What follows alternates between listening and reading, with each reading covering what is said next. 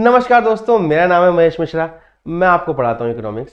आज जिस वीडियो की हम बात कर रहे हैं वो है असर्शन एंड रीजन की सेकंड वीडियो, और चैप्टर का नाम है बच्चों हमारा गवर्नमेंट बजट। जी हाँ बच्चों, गवर्नमेंट बजट के असर्शन और रीजन।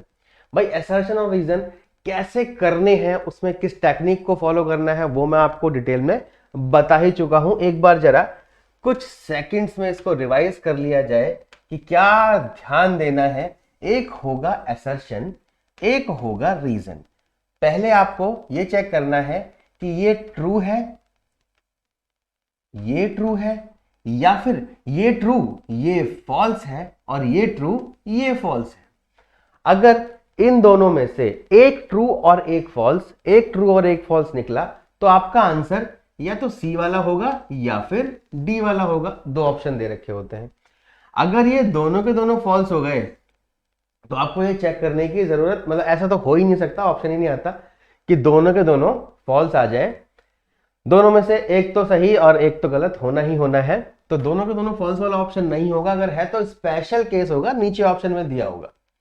अच्छा जी, अगर दोनों के दोनों ट्रू आ जाए तो आपको एक नया स्टेप फॉलो करना है। आपको ढूंढना है कि क्या असर्शन और रीजन के बीच में कोई रिलेशन है, कोई संबंध है, कुछ नाता बैठ रहा है इनका आपस में। अगर नहीं है तो फिर वो बी ऑप्शन हो जाएगा, और अगर रिलेशन है तो वो ए ऑप्शन हो जाएगा। तो अगर ये दोनों ट्रू होते हैं तो आपके पास या तो ए में से आंसर आएगा या बी में से। अगर रिलेशनशिप सही बैठती है तो ए पे टिक लगा देना, और नहीं सही बैठती है तो बी पे टिक लगा देना। बच्चों ये ऐसे सॉल्व होने वाला है। चलो जी, अब पहुंचते हैं फटाफट से अपने पहले क्वेश्चन पे। पहला क्वेश्चन क्या कह रहा है बच्चों? ये कह रहा है कि गवर्नमेंट जो है बजट बनाती है, और जो बजट है वो एक एनुअल एस्टिमेट है किसका? रेवेन्यू का और एक्सपेंडिचर का, during the coming fiscal year. ये कह रहा है कि जो आने वाला साल है उसके लिए बजट बनाया जाता है। तो भाई एकदम सही बात कह रहा है। बजट कभी भी बीते हुए साल के लिए नहीं बनाया जाएगा, जो आने वाला साल है उसी के लिए बनाया जाता है। और बजट को हम कहते हैं प्रोजेक्टेड, प्रिडिक्टेड या planned statement of revenue and expenditure. अच्छा जी, तो ये असर्शन हमारी एकदम सही साबित होती है। इसके आगे हम प्यारा सा ट्रू लगा देते हैं। अब आ जाओ भाई reason. Through government budget it tries to reduce the regional variation. ये कह रहा है कि गवर्नमेंट जो है अपना बजट कुछ इस तरीके से बनाती है जिसके थ्रू ये रीजनल वेरिएशंस को, या फिर इसके लिए एक वर्ड यूज होता है बच्चों, रीजनल डिस्पैरिटीज को, रीजनल डिफरेंसेस को दूर करने का काम करती है सरकार जब बजट बनाती है। बिल्कुल सरकार ऐसा करने की कोशिश करती है। भाई मेरा पूरा का पूरा जो भारत है, उस भारत में बहुत सारी स्टेट्स हैं। उन सभी स्टेट्स का ध्यान देना है कि नहीं देना है सरकार को? सबका ध्यान देना है।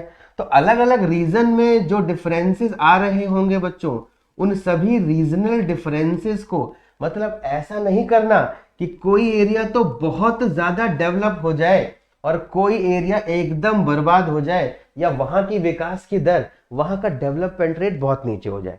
तो सरकार बजट को बनाते टाइम इस बात का ध्यान रखती है कि रीजनल डिस्पैरिटीज या रीजनल वेरिएशन कम हो जाए। ये वाली बात भी सही साबित होती है। बात समझ में आती है?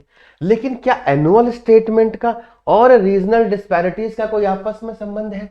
ये कह रहा है कि कमिंग ईयर के लिए बनाया जा रहा है, रीजनल डिस्पैरिटीज करी जा रही है, इनके बीच में कोई रिलेशनशिप तो नहीं आ रही है।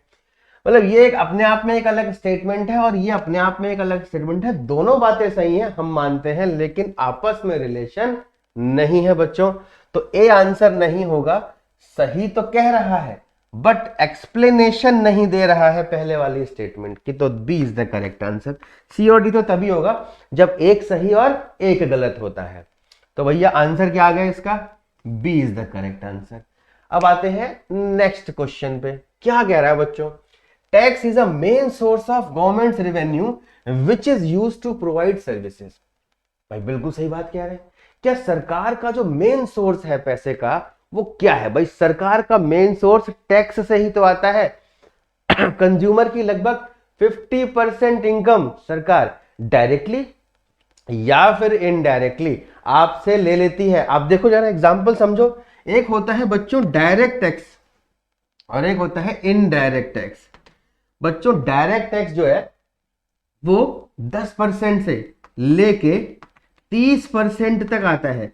अब इसमें एजुकेशन सेस वगैरह दुनिया भर के आइटम जोड़ दें तो ये और ज्यादा हो जाएगा, लगभग 33% तक पहुंच जाएगा।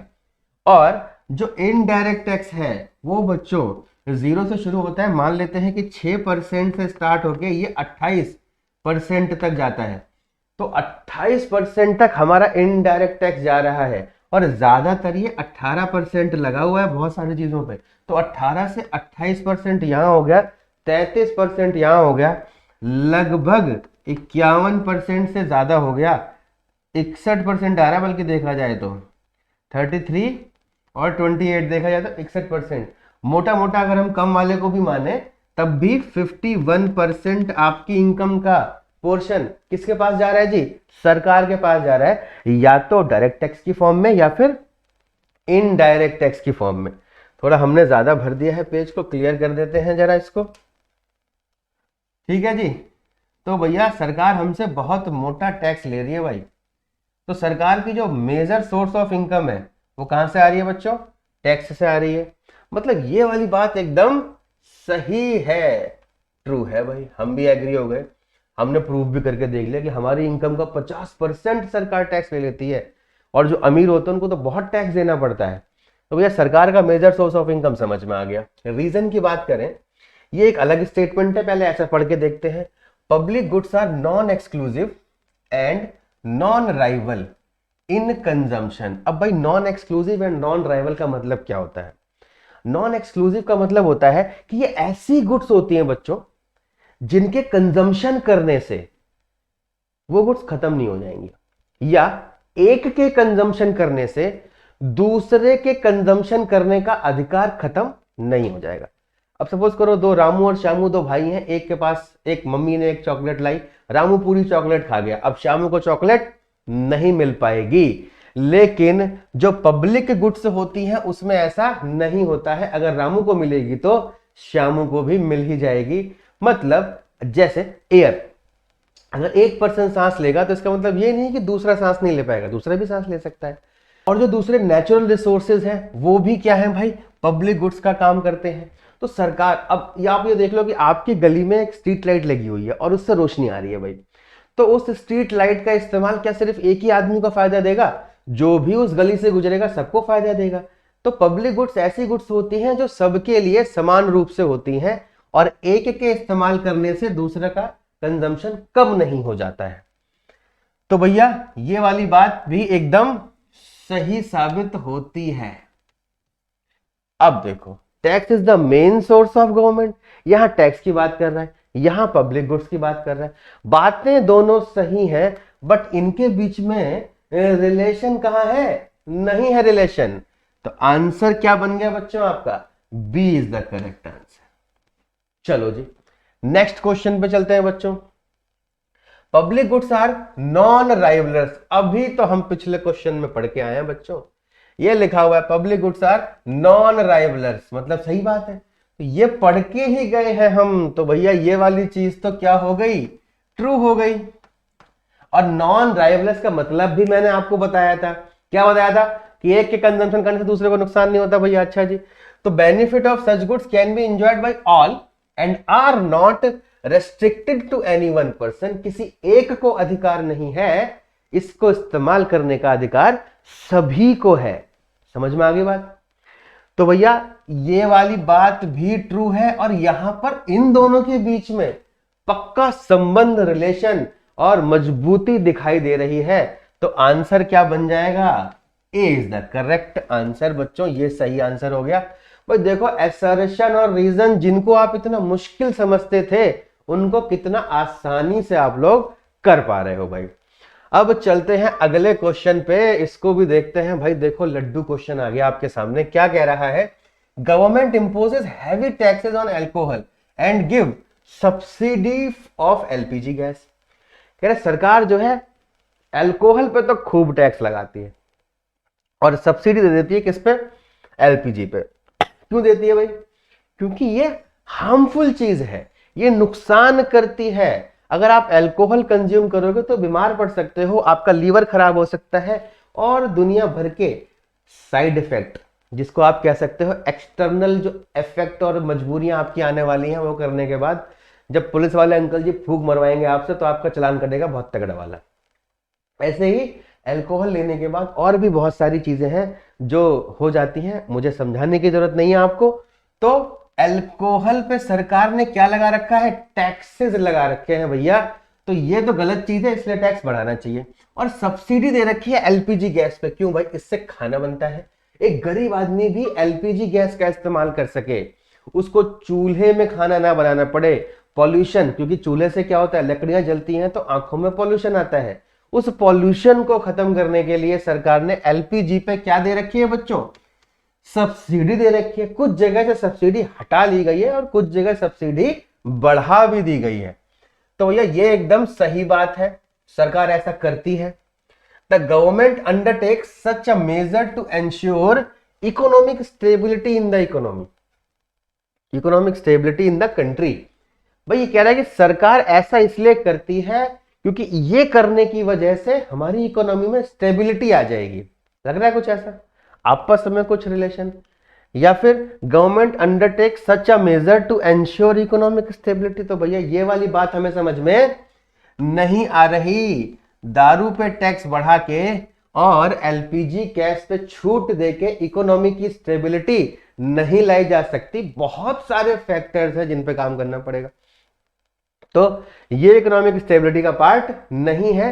हाँ, इसको आप इनकम इनइक्वालिटी के लिए भी इस्तेमाल कर सकते हो कि भाई अगर गरीबों की इनकम थोड़ी बचाने के लिए, और अमीर लोग मोस्टली पीते हैं अल्कोहल वगैरह, ये भी एक्सेप्शन हो सकता है, खैर गरीब भी पीते हैं।